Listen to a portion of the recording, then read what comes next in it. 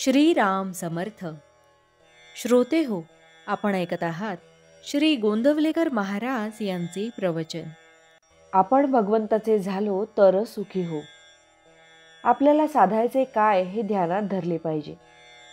परमात्मा साधायचा आहे आणि शरीर आणि प्रपंच ही साधने आहेत हे पक्के समजावे.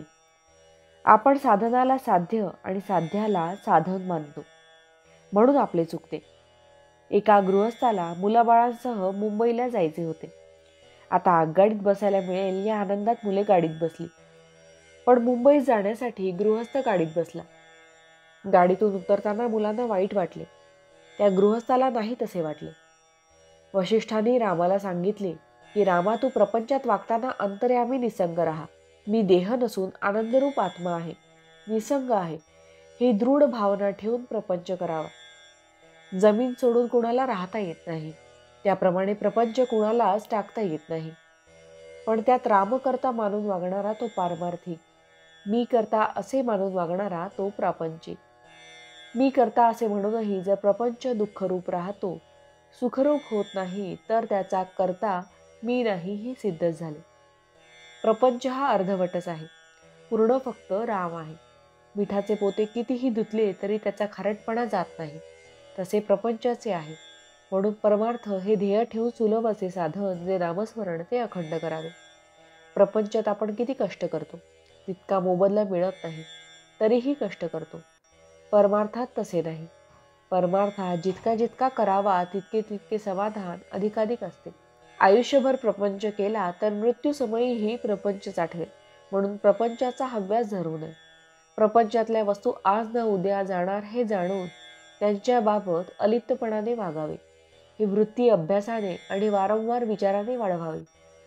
प्रपंचात प्राप्त झाले त्याचा हर्ष न करावा, गेल्याचा शोक न करावा, देह प्रारब्धावर टाकावा.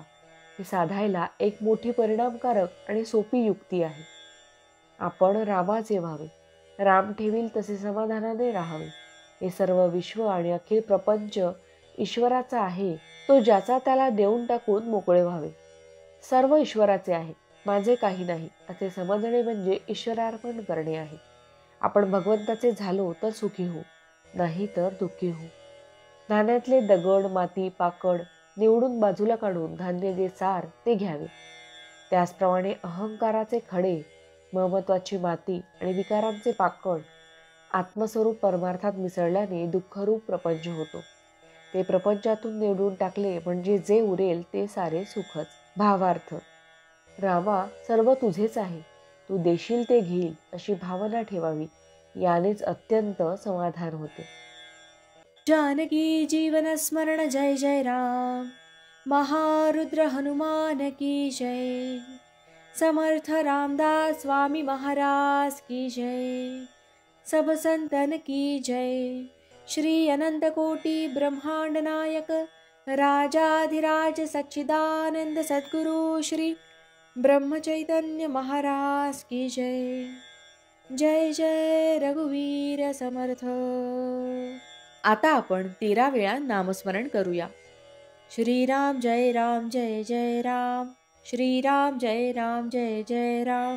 श्रीराम जय राम जय जय राम. श्रीराम जय राम जय जय राम. श्रीराम जय राम जय जय राम. श्रीराम जय राम जय जय राम.